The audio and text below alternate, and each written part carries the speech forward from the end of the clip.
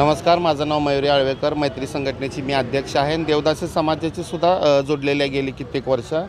जो काय आता कर्नाटकातील लोकांनी सांगितलेलं आहे की रेणुका देवीची पालखी व यात्रा व कलश देवीचा कोल्हापुरातल्या लोकांना काय त्यांनी विषय दिलेला आहे, मी तुम्हाला प्रेस नोटमध्ये देतेच।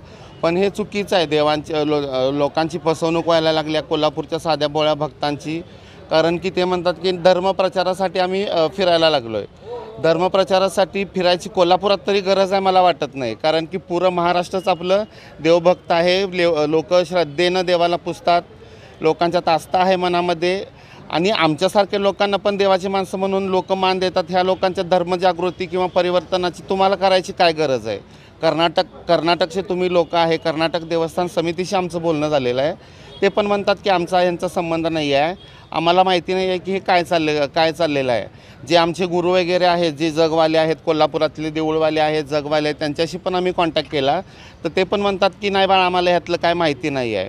मग त्यावेळेला आम्ही आमच्या संघटनेनी आणि आमच्या संघटनेच्या बाकीच्या ज्या संघटना आहेत अशा सगळ्यांनी मिळून ह्या गोष्टीचा विरोध करायचा आणि जिथं रत्तो आहे, आम्ही कुठल्या धर्माच्या किंवा संघटनेच्या किंवा राज्याच्या पक्षाच्या कुठल्या विरोधात नाही आहे। आम्ही विरोधात आहे ते अंधश्रद्धेच्या, आम्हीही अंधश्रद्धेच्या विरोधात आहे। आम्ही पण श्रद्धेला सलाम करतो। तर असा गैरसमजपासून लोकांची जी फसवणूक तुम्ही करायला लागलाय ही कुठंतरी थांबायला पाहिजे। आणि हे इकडं पाकिस्तान वगैरे ही अशी देश नाही आहेत, ही भारत आहे आणि भारतातलं महाराष्ट्रातलं हे कोल्हापूर आहे। तर इथं तरी हे धर्म परिवर्तनाच्या ह्या गोष्टी किंवा धर्म जनजागृती आम्हाला तुमची गरज नाही आहे। गरज असेल तुम्हाला जोडून इतर राज्य जे आहेत, केरळ, आंध्र तिकडची जी आहेत तिकडं कदाचित गरज असेल ती तिकडं जाऊन तुम्ही करावी। महाराष्ट्रात तुम्ही हे जे चालवलेलं आहे थोतांड हे बंद करा। ही लोक समोरून डायरेक्ट बोलायला तयारसुद्धा नाहीत। आम्ही 3-4 वेळा त्यांच्याशी कॉन्टॅक्ट केला, तुम्ही या समोर बसा, कोल्हापूरच्या कुठल्याही लोकांचा आमच्या जे देवाशी संबंधित आहे त्यांचानी त्या लोकांशी कोणताही संबंध नाही हे आम्हाला कळाल्यानंतर आपण बसून बोलूया। तर आम्ही कलेक्टर ऑफिसला आल्यानंतरनं पत्र टेबलावर गेल्यानंतरनं आत्ता त्यांचा फोन येतो आहे की तुम्ही मंदिरात या, मंदिरात बसून आपण बोलूया। आमचा हेतू चुकीचा नव्हता, आमचा उद्देश चुकीचा नव्हता। ठीक आहे, आम्ही पण मानतोय तुमच्या चुकीच्या उद्देशानं किंवा चुकीच्या हेतूनं करताय, पण जे काय करायला लागलं आहे ते चुकीचं आहे। कारण की इतक्या वर्षापासून एक परंपरा आहे, देवीच्या ज्या दत्त जयंती दिवशी रात्री बांगड्या वाढतात, देवी विधवा होते, त्यानंतर अंबिल यात्रा अंबिल यात्रे दिवशी देवीला कुंकू लावतोय। जे जोगती समाज आहे, जोगती समाजातली लोकंसुद्धा आम्ही कोण कुंकू लावत नाही 5 दिवस। अंबिल यात्रे दिवशीच आम्ही देवीला कुंकू लावल्यानंतरनं आणि त्याच्या आधीच तुम्ही तिकडून सौंदत्यवरून येत आहे। आमच्या भावना दुखावलेल्या आहेत आणि ह्याचा न्याय आम्हाला मिळावा। ह्यातून कोल्हापूरकरांच्या कोणाच्या जर भावना दुखवण्याचा हेतू नव्हता, जर दुखवल्या असतील तर आम्ही माफी मागतो त्यांची। ही धर्मयात्रा जे आम्हाला जसं कळलेलं आहे ते धर्म जागरण ट्रस्ट म्हणून समितीने केलेलं आहे। आम्ही त्यांच्याशी कॉन्टॅक्ट करण्याचा प्रयत्न केला, त्यांना कॉल केला। गेले आठवडाभर झालं मी त्यांच्यासह सगळ्या यात्रा प्रमुखांना कॉल केला होता, त्यांना सांगितलं की आपण पीस अँड डिप्लोमसी करूया, आपण बोलूया, तुम्ही या। हे चर्चेला मी बोलले होते, माझ्याकडे त्याचंसुद्धा रेकॉर्डिंग आहे की त्यांनी काय बोलले। तर त्या लोकांचं म्हणणं आहे की हां आम्ही करालो आहे धर्मजागृतीसाठी, तुम्ही आडवं येऊ नका। आमचं म्हणणं इतकंच होतं की आम्ही तुम्ही जे करताय त्याला विरोध नाही, पण तुम्ही जे लोकांची फसवणूक करून तुम्ही सांगताय की 600 वर्षानंतरनं देवी तुमची डोंगर उतरून खाली आली, आता 600 वर्षापूर्वी आली का नाही बघणारं कोणी आहे का? मग जर तुम्ही इतके खोटे दावे करताय की देवी आली, तिथून तुम्ही आता त्यांनी म्हणतात की आम्ही तिथं कुंडातील जल आणलं आहे किंवा आम्ही इथनं पादुका नेऊन तिथं पूजून आणलेलं आहे, देवीची साडी पूजून आणलेली आहे। मग आता आपल्या घरात जे आपण देव पूजतो ते पण तिथूनच आणतो ना आपण, किंवा आम्ही जोगती लोक जे देव बसवतो लोकांच्या घरात ते सुद्धा आम्ही डोंगरातून आणूनच पूजतो। मग ती देवी जर देवी नसेल, मग तुम्ही आणलेली जर देवी असेल तर तुमचं असं म्हणणं आहे का घरातील देव नाही आहेत? मग तुम्हीच म्हणताय की लोक देव सोडतायत किंवा परडी सोडायला लागलेत पाण्याला, त्या गोष्टीसाठी आम्ही धर्मजागृती करतोय।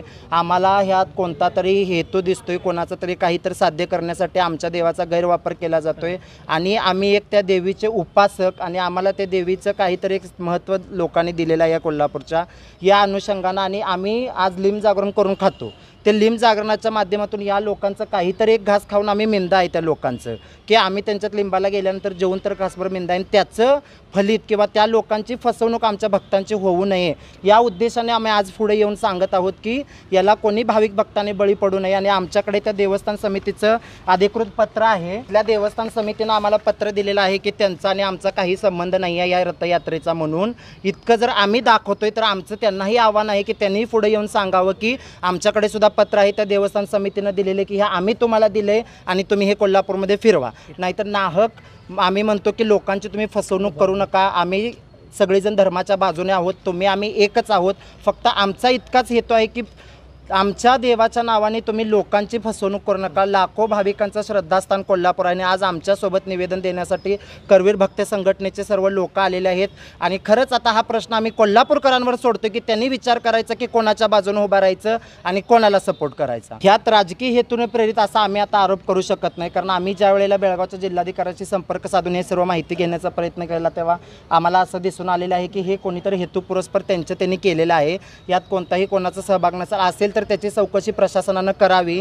आणि ज्या वेळेला ह्याने आम्हाला बोलतात की आम्ही सर्व परवानग्या घेतलेल्या आहेत, पोलिसांनी आम्हाला परवानगी दिली आहे, माझं प्रशासनाला आव्हान आहे की जर मी एखाद्या नावाखाली एखाद्या बॅनरखाली जर एखादं कार्यक्रम ऑर्गनाईज करते तर प्रशासनाची जबाबदारी होती की त्याची खातरजमा करायची। आता ह्यांनी या ठिकाणी नाव घातलेलं आहे सौंदत्य रेणुका देवस्थान ट्रस्ट, तर पोलीस प्रशासनाचं सुद्धा कर्तव्य होतं की त्यांनी बघितलं पाहिजे की खरंच त्या देवस्थानांना परवानगी दिली की नाही, ह्यात प्रशासनाची सुद्धा जबाबदारी आहे। यामध्ये आता त्यांनी कारवाई करायला म्हणतात की धार्मिकता आडवी येते, धार्मिक गोष्टीला आम्ही विरोध करू शकत नाही। जर धार्मिक गोष्ट लोकांची फसवणूक करून केली जात असेल तर मला वाटतं की भारतीय संविधानामध्ये तो गुन्हा आहे आणि याच्यावर कारवाई झालीच पाहिजे। नमस्कार, माझं नाव स्वाती सयाजी सोळशे, मी बाबासाहेब पाटील कॉलनी मनेनमाळा उंचगावमध्ये माझा घरीच निशा कलेक्शन नावाचा कापड व्यवसाय आहे। जेव्हा मला दुकानासाठी भांडवलाची गरज होती त्यावेळी मला महालक्ष्मी भिशी समजली, त्यावेळी मी सेव्हिंग करून मला महालक्ष्मी भिशीकडून भांडवल उभं करण्यासाठी मदत झाली। मी महालक्ष्मीच्या भिशीच्या ऑफिसमध्ये जाऊन सर्व माहिती घेऊन मी माझं तिथं सेव्हिंग अकाउंट उघडलं। माझ्याप्रमाणे तुम्ही सुद्धा महालक्ष्मी भिशी जॉईन करा आणि आपला व्यवसाय वाढवा।